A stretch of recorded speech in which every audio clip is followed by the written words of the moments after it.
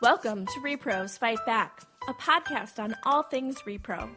I'm your host, Jenny Wetter. In each episode, I will be taking you to the front lines of the escalating fight over our sexual and reproductive health and rights at home and abroad.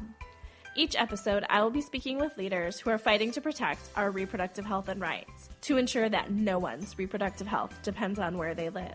It's time for rePROs to fight back.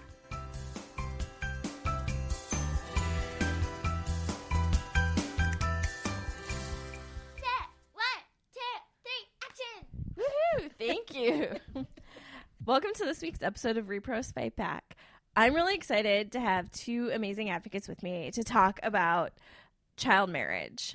First, I have Gayatri Patel with CARE. She's also a co-chair of Girls Not Brides US. And I also have Nidal Karim, who is with CARE as well, and is in charge of their Tipping Point program. Welcome, ladies. Thank you. Excited to be here. Hi. Okay, so since we're going to talk about child marriage, I think it's a really important place to start. What is child marriage? What do we mean when we say child marriage? Thanks. So I'm going to give a very technical definition because it's a fraught term. Yeah. So we usually hear about child marriage. The term, the more kind of comprehensive term that we typically use is child early and forced marriage because it is a broader expansive definition. When we talk about child marriage, it is specifically where at least one of the parties is a child. And according to the Convention on the Rights of Child, that is under 18. At the same time, we also talk about early marriages, which are marriages that involve a person aged below 18 in countries where the age of majority is attained earlier, or upon marriage or marriages where both spouses are 18 or older, but there are other factors that make them not ready to consent to marriage, such as their level of physical, emotional, sexual, and psychosocial development, or a lack of information regarding the person's life options. And then we have the concept of forced marriage, which is any marriage which occurs without the full and free consent of one or both parties, and or where one or both parties is unable to end or leave the marriage, including as a result of duress or intense social or family pressure. So while we, in short, often you'll hear child marriage, but we're really talking about something that is a little bit more expansive than that. So you touched on this a little bit, that it looks different. Let's talk a little bit about what it looks like around the world, because it is different in different places. In terms of the data on child marriage, the data is specifically on how I define child marriage, which is marriage under the age of 18. And the latest data, which came out a few months ago from the UN, has estimates of about 12 million girls per year who are married before the age of 18. At the same time, when we kind of think about what does it look like around the world, child early and forced marriage is found in all religions and regions.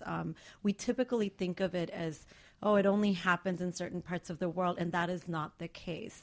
It's a phenomena that is not part of any single culture. The way that it is practiced and the explanations that are given for it vary from one community to another, but the underlying causes are often similar. So, when we look at it, there are these common themes around undervaluing girls, restricting them to specific kinds of gendered roles, which are domestic or reproductive roles. There's also patriarchal control over adolescent sexuality that plays out across societies, countries, regions. Also looking at aspects of gender-based violence and fear of gender-based violence that also works as a driver.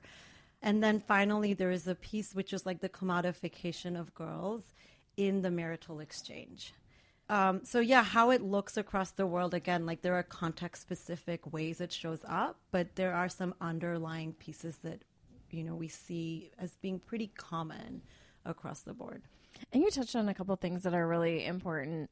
I think, historically, the argument has been it's a cultural practice, and so we shouldn't be involved in changing people's culture. And the another one that you really hear is that it's the religion. And so I think it's really important, what you pointed out, is that it doesn't really seem to matter. Yeah, and I mean, interestingly, for our project, we work specifically in Nepal and Bangladesh, and one of the interesting things we saw that popped up when we were doing our context analysis was in Bangladesh, it's Muslim majority, but we do have Hindu communities where we work. In Nepal, where we work, it is Hindu majority, and then you have Muslim communities there. And when we did the context analysis, it was so interesting because in Bangladesh, they were using religion as a factor. And in Nepal, they were using religion as a factor. And the minority communities actually had lower rates. And so it was like, wait, so the Muslim communities in Nepal actually had lower rates. And in Bangladesh, the Hindu communities had lower rates. So in a lot of ways that exemplify that, how much of this is really about religion. Since we're talking about ways to end child marriage, I think it's important to understand why that's important. So what are some of the harms we see from child marriage? So, when people talk about the issue, the first thing they usually talk about is maternal mortality and child mortality. That's like where everyone's head goes. But what I like to really focus in on is like just thinking about a girl who was married off at a young age with no choice around the issue, and also just being explicit that 90% of the time that means that they're gonna experience rape. And that is not something that's talked about, kind of more openly. And then just really thinking about lifelong consequences, whether that's physical, emotional, they're kind of around material, financial pieces, and psychological well-being of that girl. At the same time, when you look at the research, child brides have significant risk of having children at younger ages. They do suffer complications with pregnancy and childbirth. They usually have higher rates of HIV/AIDS contraction. So there's those pieces, but we also see they're also leaving school. They tend to live in poverty that ends up being intergenerational than their peers who marry at a later age. They're also more likely to experience intimate partner violence. The other piece of it is that, the issue reaches beyond the girl herself. So at the end of the day, we see that extending into her children, her household, and her community as a whole. So in a way, it's just kind of curtailing the potential of a young girl. And then all of that is lost because the opportunities have kind of been cut short. Really thinking about what the girl and her future, she just doesn't have the chance to become empowered to make decisions, especially if she gets cut off from education. There are places where you see girls who do get married and are still able to continue their education, but that is few and far between. And so I think the norm is that most of the time they're not being able to pursue an education. And oftentimes, at least where we work, we've seen it's also not that they're able to engage in livelihood opportunities until they're older. And oftentimes when you have brides who are brought in at a younger age, they're seen as a source for labor in the household. And so it is kind of also an isolating space. You come into a household and you're really kind of limited to domestic and childcare chores. So this is a podcast that talks about sexual and reproductive health and rights, which we'll probably call SRHR for short from here on out, but just that's what that means when we say that later. And so some people may wonder why I'm spending a podcast talking about child marriage. So you want to maybe talk about why child marriage is an SRHR issue? Typically, the answer you'll get is, well, it's a maternal health issue, so therefore it is an SRHR issue. What we like to really front with is we see child marriage deeply rooted around girl sexuality. Fear of girl sexuality, control of girl sexuality, which is an SRHR issue. And so to us, everything from comprehensive sexuality education to access to SRHR services and information are critical pieces that play into this practice. And so for us, SRHR is like one of the core pieces of what is a driver as well as what can be a solution for this issue. What can we do? How can we work on ending child marriage? It's a real simple answer, like one sentence, right? Like most complex issues, it's not like there's a silver bullet. I think there's a hunger for a simple solution. For a long time, that was, education. Like if we just provide education, this will go away. But I think more and more there's consensus among all of us who are doing this work that this is a complicated issue. It does have context-specific things that we have to pay attention to.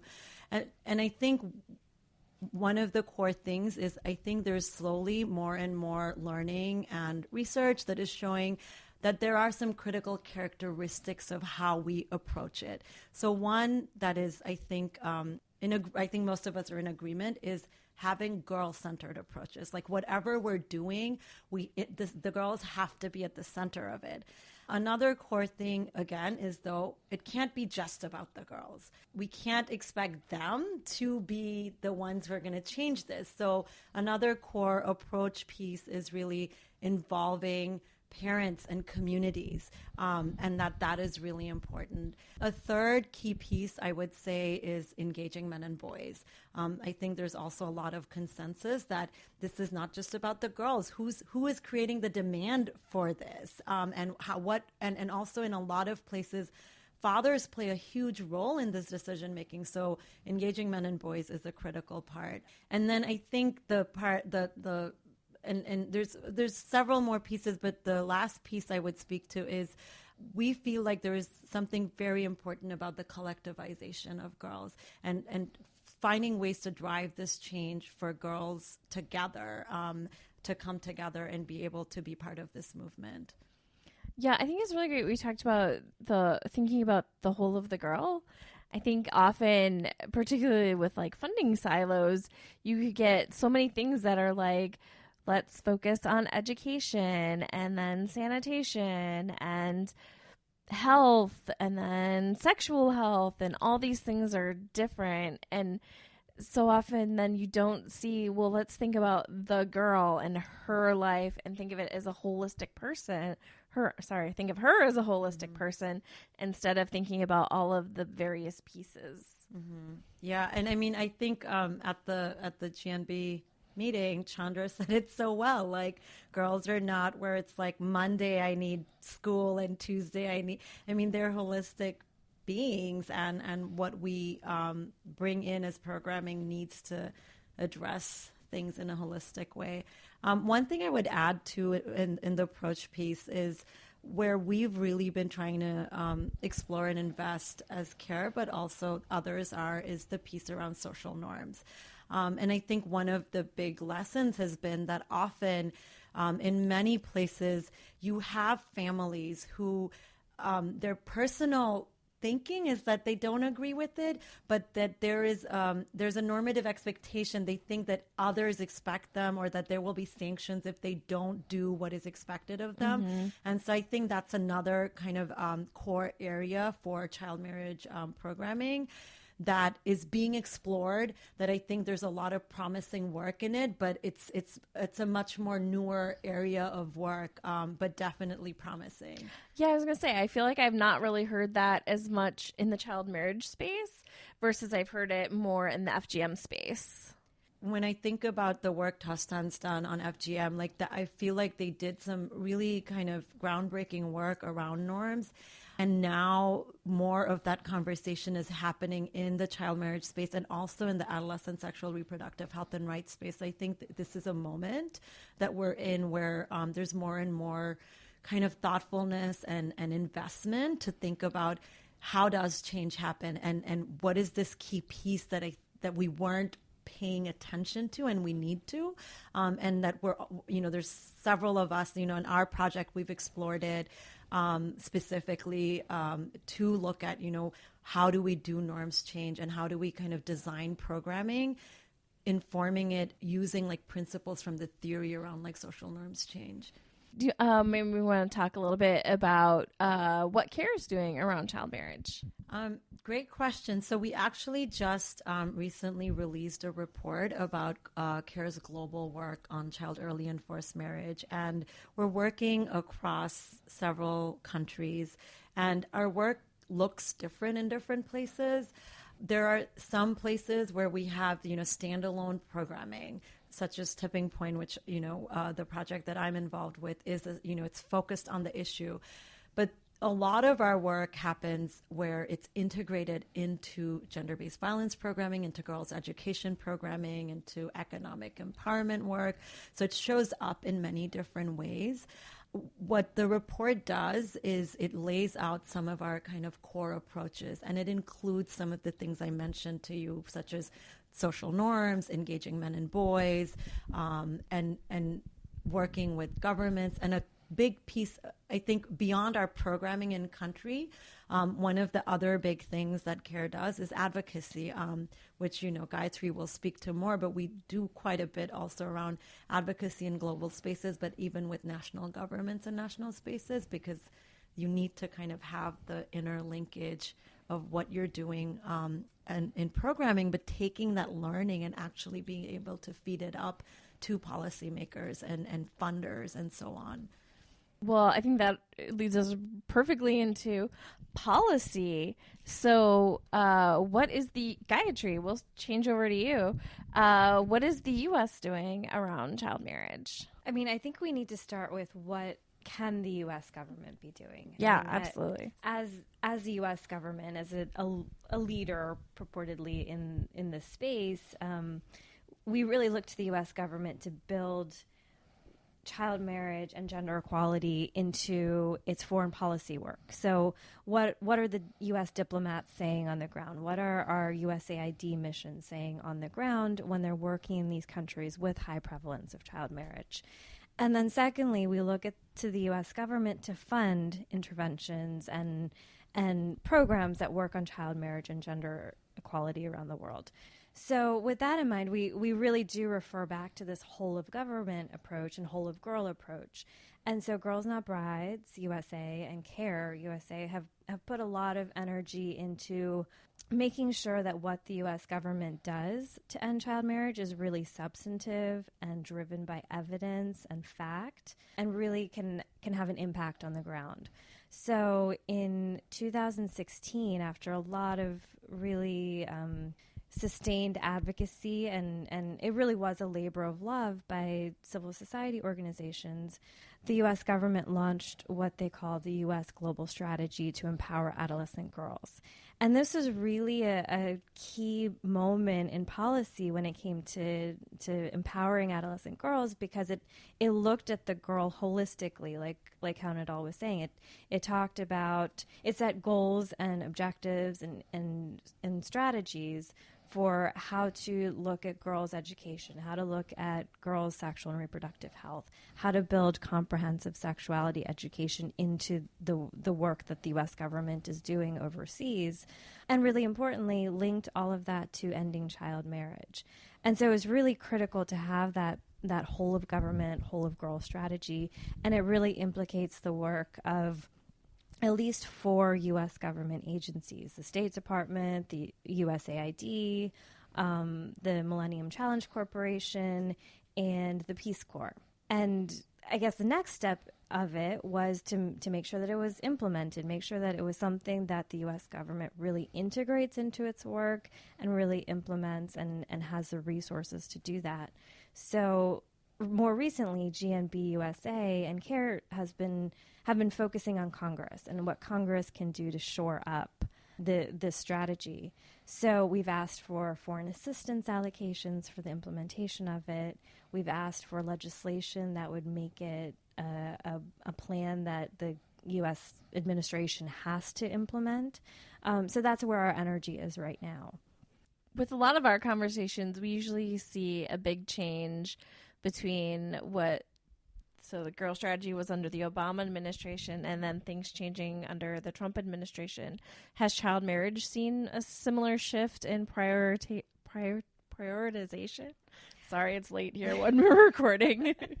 It depends on who you ask. I mean, the agencies that are really involved in implementing the strategy, particularly the State Department and USAID, they're thinking, and what they say is that they are still implementing it, that they're really working on socializing it amongst their staff and making sure that everyone knows that the strategy exists and knows that they have a responsibility to implement it. What we're seeing at the administration-wide level is that there isn't as much emphasis on what they consider niche issues like adolescent girls or gender equality. We are seeing that there's emphasis on women's economic empowerment. And so we've taken the tactic of, if that's an issue that this administration does want to work on, they really need to be aware that you can't get to, genuine women's economic empowerment if you still have 12 million girls a year who are being married and who are not achieving an education, who are not entering the workforce, who don't have economic opportunities because they're at home taking care of household chores and taking on unpaid care burdens.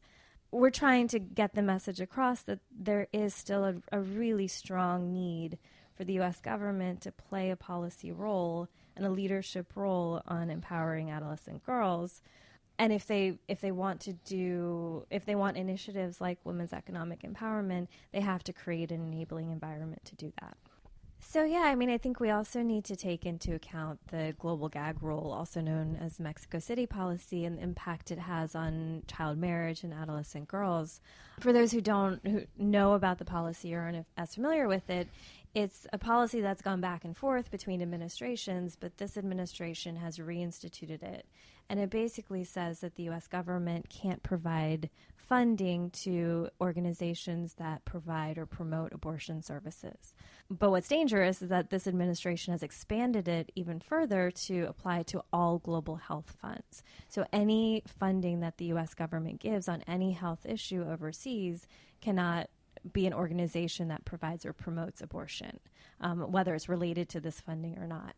And so what strikes me about this and what's particularly concerning about this is that it really narrows girls' ability to access the services and the information they need to live healthy lives and to make choices for themselves on if, when, and how many children to have.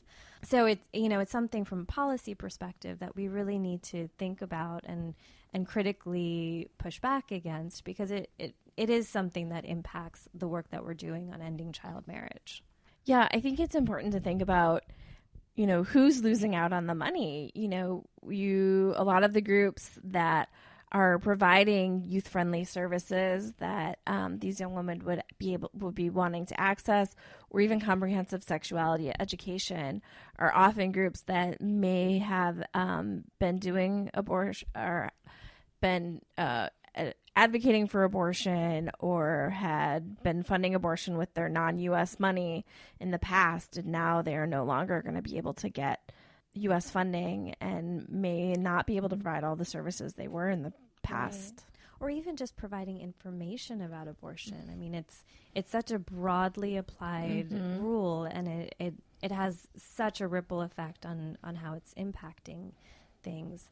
But I think in this whole narrative, what concerns me, maybe not the most, because there are so many things that concern me, but what's particularly concerning is that girls aren't getting access to information. It's not even just services.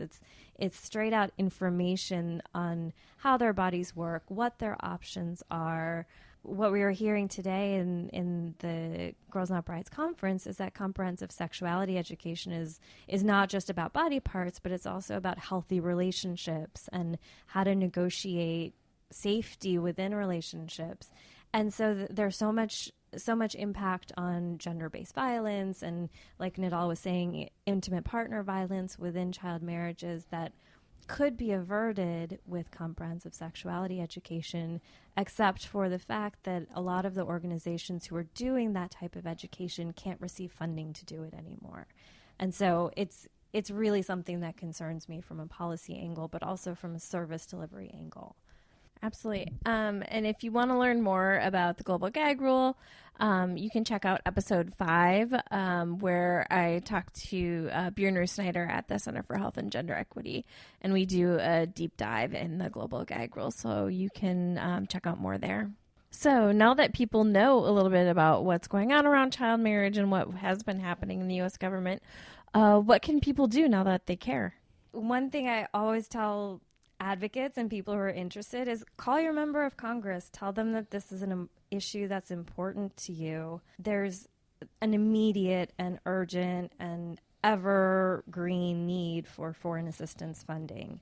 And right now incredibly at risk. There's, the Trump administration has threatened to pull all foreign assistance, which would include any assistance that goes towards programs geared towards empowering adolescent girls or ending child marriage. So we really need to send the message to Congress that they hold the purse strings. They should really be putting their power and their energy and their voice behind funding a really strong foreign assistance budget, including programs for child marriage and gender inequality. But there are also legislative options. I mean, there's a bill called the Keeping Girls in School Act that goes a long way in talking about the barriers to girls' education, including things like what Nidal talked about, the social norms that are holding girls back, the sexual harassment and the SRHR challenges that are keeping girls from actually accessing education and other opportunities. And so that's a bill that we want to see a lot of support for. It's introduced in the Senate. It's hopefully going to be introduced in the House with bipartisan support very soon. And we really want to see Congress take a strong statement that adolescent girls are a population of concern that the U.S. really cares about. Thank you so much for being here, Gayatri and Nidal. I had a great time. Do you want to say cut? Cut.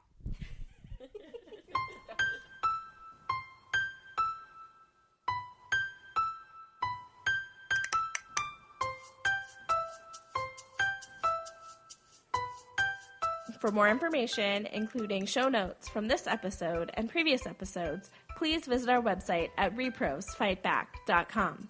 You can also find us on Facebook and Twitter at rePROs Fight Back. If you like our show, please help others find it by sharing it with your friends and subscribing, rating, and reviewing us on iTunes. Thanks for listening.